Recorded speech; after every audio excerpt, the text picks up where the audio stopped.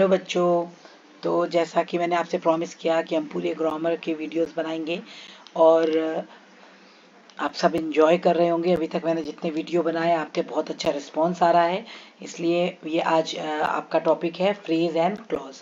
बच्चों, फ्रेज और क्लॉज बहुत ही इंपॉर्टेंट होते हैं समझने के लिए, क्योंकि आगे अभी हम इंग्लिश की नींव बना रहे हैं। नींव जब हमारी खड़ी हो जाएगी तो इसके ऊपर हम बहुत सुंदर बिल्डिंग बना पाएंगे।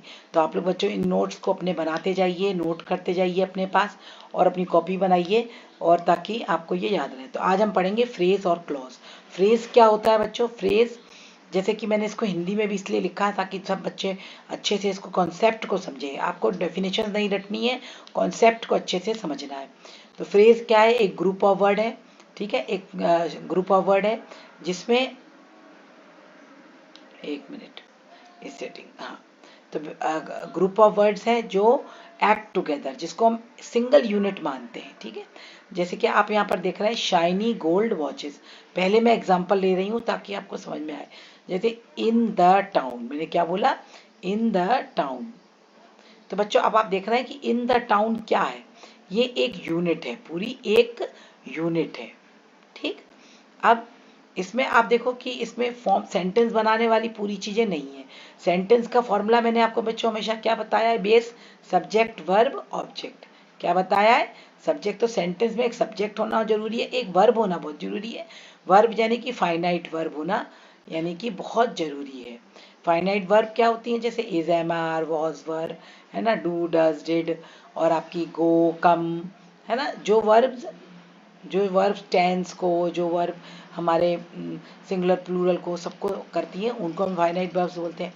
तो फाइनाइट वर्ब का होना बहुत जरूरी है। अब आपको इन द टाउन में कोई फाइनाइट वर्ब दिख रही है? नहीं दिख रही। कोई सब्जेक्ट दिख रहा है? कोई विषय दिख रहा है? नहीं दिख रहा। सब्जेक्ट मैंने आपको पहले ही पिछले वाले वीडियो में सबसे पहले हमने सब्जेक्ट और प्रेडिकेट ही पढ़ा, इसीलिए। तो अब आपको सब्जेक्ट पता है क्या है? अगर आपको नहीं पता तो आप पिछला वीडियो जरूर देख लें, सब्जेक्ट प्रेडिकेट, क्योंकि आगे वो बहुत इंपॉर्टेंट है। हम बार बार सब्जेक्ट नहीं पढ़ा सकते, हम एक बार हमने आपको वीडियो बता दिया, समझा दिया, आपको उसको समझ लेना है। अगर आपने वो वीडियो नहीं देखा तो आगे वाले वीडियो में आपको दिक्कत आएंगी। तो इसलिए हम स्टेप बाय स्टेप चल रहे हैं बच्चों, एक एक स्टेप को फॉलो करना बहुत जरूरी है। तो अब यहाँ पर देखा आपने इन द टाउन, तो ये एक यूनिट है, लेकिन इस यूनिट में ना तो सब्जेक्ट है ना वर्ब है। तो ऐसी यूनिट को हम बोलते हैं फ्रेज। क्या बोलते हैं? फ्रेज। अब बच्चों फ्रेजेस को हमें जानना समझना क्यों जरूरी है? क्योंकि जो हमको रीअरेंज सेंटेंस आते हैं, तो उसमें अगर हम यूनिट बनाना सीख जाएं, तो अगर हम फ्रेजेस को अलग अलग बना लें तो उनको जोड़ना बहुत आसान हो जाता है। जैसे कोई लंबा सा सेंटेंस आया, उसमें हमने एक यूनिट बना ली इन द टाउन, फिर एक यूनिट बना ली गो, ऐसे हम उसमें सब्जेक्ट ढूंढ ले, फिर हमको जोड़ना ही तो रह जाएगा। तो वो बहुत सरल हो जाएगा। जब मैं आगे आपको रीअरेंज पढ़ाऊंगी तो ये फ्रेज आपको बार बार मैं यूज में लाऊंगी, ठीक है। तो अब आपको समझ में आ गया होगा कि फ्रेज क्या है? एक वाक्यांश है। हिंदी में देख लें एक बार, वाक्यांश है यानी कि एक वाक्य में शब्दों का समूह है जो विषय को क्रिया से नहीं जोड़ता। यानी उसमें क्रिया से, मैंने बताया ना, फाइनाइट वर्ब से नहीं जोड़ता। ऐसा प्रतीत होता है कि एक आंशिक विषय या एक आंशिक क्रिया है, लेकिन दोनों नहीं हो सकते। जैसे फिल्म देखने गया था, फिल्म देखने गया था, ये देखो आप, एक वाक्यांश है केवल। इसमें ना तो सब्जेक्ट है, कौन देखने गया था फिल्म, ये नहीं बता रहा ना।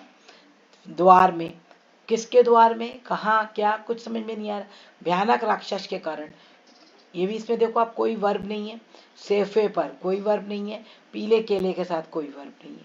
तो ऐसे वाक्यांश जो बिना सब्जेक्ट प्रेडिकेट के रहते हैं, जिनके पास अपना, इनके अंदर नाउन हो सकता है, सब संज्ञा होगी, क्रिया भी हो सकती है, लेकिन वो फंक्शन नहीं कर रही होगी, उसका काम नहीं कर रही होगी, इसलिए कंफ्यूज है। तो यहाँ वाले सेंटेंस में आप देख रहे हैं, आप बोलेंगे मैडम यहाँ देखने तो दिया हुआ है, क्रिया तो दी हुई है, लेकिन क्या ये, आप देखो फिल्म देखने गया था, कौन गया था, कहाँ गया था, कुछ समझ में आ रहा है क्या? नहीं, कोई अर्थ नहीं निकल रहा। तो एक ये सेंटेंस का भाग है केवल, तो ये फ्रेज होता है, ठीक।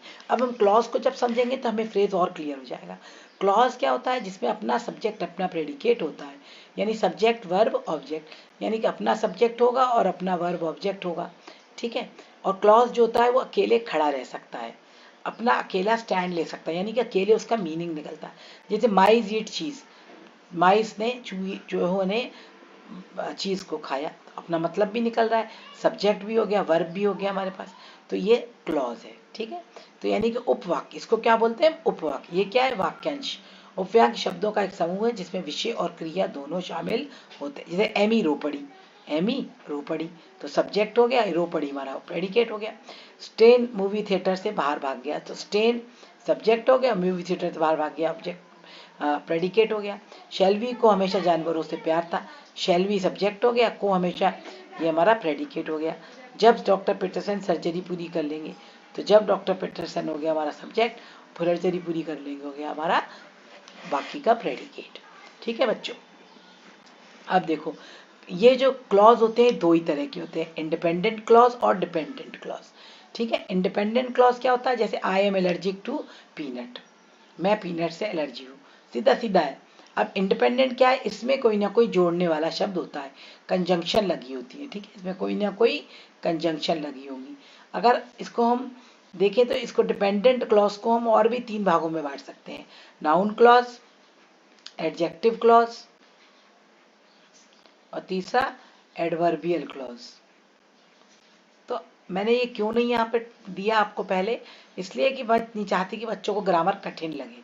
तो नाउन क्लॉज जैसे जो दैट से शुरू हो रहा है वो सब नाउन क्लॉज है। एडजेक्टिव जो एडजेक्टिव से शुरू हो रहे हैं ना, और एडवर्ब वाले जो एडवर्ब को करेंगे है ना, जो वर्ब में मीनिंग ऐड करेंगे जैसे सेंस और ये सब, तो इनको हम ना पढ़ के बस ये समझ लें कि डिपेंडेंट क्लॉज है जिसमें कोई ना कोई कंजंक्शन होती है, और इंडिपेंडेंट क्लॉज जिसमें कोई कंजंक्शन नहीं होती। अब फ्रेज, फ्रेज देखो आप देख रहे हैं, नाउन फ्रेज है, जिरंड फ्रेज है, वर्ब फ्रेज है, प्रेपोजिशनल फ्रेज है और एडजेक्टिव फ्रेज है।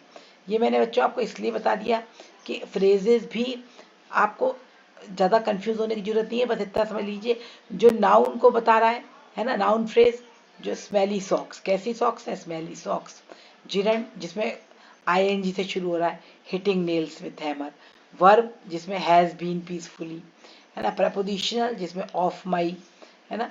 और एडजेक्टिवल जिसमें रियली स्मॉल, इस टाइप। तो आपको इनके बस केवल कॉन्सेप्ट को समझना है, ज़्यादा हमको इसमें वो नहीं करना है। तो बच्चों आपको फ्रेज और क्लॉज समझ में आ गए होंगे। अब हम थोड़ा प्रैक्टिस कर लेते हैं। अब ये बताओ मुझे, फ्रेज है कि क्लॉज है, because of his health condition. देखिए बताइए फ्रेज है कि क्लॉज है। तो अब बच्चों अगर आपको फ्रेज लग रहा है तो ये ठीक है आंसर आपका, लेकिन अगर आपको क्लॉज लग रहा है ये आंसर तो गलत है। क्यों, फ्रेज क्यों है, because of his health condition. अब इसमें आप देखो कहीं भी फाइनाइट वर्ब नहीं है, कहीं भी आपको वर्ब दिखाई दे रही है नहीं, तो ये फ्रेज ही होगा। ऑल्दो ही, दो ही वॉज इल, अब दो ही वॉज इल ये कौन सा है, ये क्लॉज है। अगर आपको फ्रेज लग रहा है बच्चों तो ये गलत है। क्यों, इसमें देखो हमारे पास सब्जेक्ट है और पूरा इसका अर्थ भी निकल रहा है, ही वॉज इल अर्थ निकल रहा है, फाइनाइट वर्ब है इसके अंदर, तो ये क्लॉज है। फिर as you are my friend, ये क्या है, क्लॉज है, ये फ्रेज नहीं है। क्यों, फिर से आप देखेंगे इसमें सब्जेक्ट दिया हुआ है, फाइनाइट वर्ब दिया हुआ है और इसका अपना अर्थ निकल रहा है, यू आर माई फ्रेंड।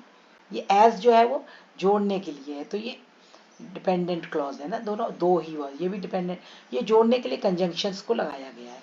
ठीक, वंस अपॉन अ टाइम, ये क्या है, ये फ्रेज है, क्योंकि इसमें वंस अपॉन अ टाइम क्या क्या हुआ, अधूरा अर्थ हो रहा है, इसमें कोई फाइनाइट वर्ब नहीं है, सब्जेक्ट नहीं है, तो ये फ्रेज है, क्लॉज नहीं है। फ्यू मंथ्स अगो, तो बच्चों ये भी फ्रेज है, ये क्लॉज नहीं है, क्योंकि इसमें भी कोई फाइनाइट वर्ब नहीं है, कोई सब्जेक्ट नहीं है। Once in a while, once in a while भी क्या है, फ्रेज है, क्लॉज नहीं है, क्योंकि इसमें भी सब्जेक्ट नहीं है, इसमें भी फाइनाइट वर्ब नहीं है और अपना इसका अर्थ अधूरा है। As soon as he arrived, अब यहाँ देखो as soon as he arrived, अब ये क्या है, क्लॉज है ये, क्योंकि एज ही अराइव्ड इसका एक अर्थ निकल रहा है, इसमें सब्जेक्ट दिया है, फाइनाइट वर्ब दी हुई है, तो ये क्लॉज है। इफ यू आर इन अ हरी, ये भी क्या है, ये क्लॉज है, क्योंकि यू जो है हमारा सब्जेक्ट है, आर फाइनाइट वर्ब है और इसका अर्थ निकल रहा है। अ वेल नोन राइटर, अब ये एक फ्रेज है, क्लॉज नहीं है क्योंकि इसमें सब्जेक्ट नहीं है, फाइनाइट वर्ब नहीं है और अधूरा अर्थ निकल रहा है। Despite hard word working, despite working hard, ये भी एक फ्रेज है, क्लॉज नहीं है, क्योंकि ये भी यहाँ पर सब्जेक्ट नहीं है हमारे पास भले ही, और अर्थ इसका अधूरा निकल रहा है। तो बच्चों अब आपको अच्छे से फ्रेज और क्लॉज समझ में आ गए होंगे। तो जब हम रीअरेंज वाले सेंटेंस पढ़ेंगे तो हम ये बहुत काम आएंगे हमारे, और आगे जब हम सेंटेंस को जोड़ना घटाना सब चीज़ें पढ़ेंगे, जब डायरेक्ट इनडायरेक्ट करेंगे तब भी ये बहुत काम आएंगे। तो बच्चों आप इस पेज को पहले पॉज कर लेंगे, अपने एक्सरसाइज कर लेंगे, फिर ये आंसर्स को चेक करेंगे और आपको पता भी लग जाएगा कि आपके आंसर क्यों सही है क्यों गलत है। तो keep watching, subscribe the channel. Thank you, have a nice day.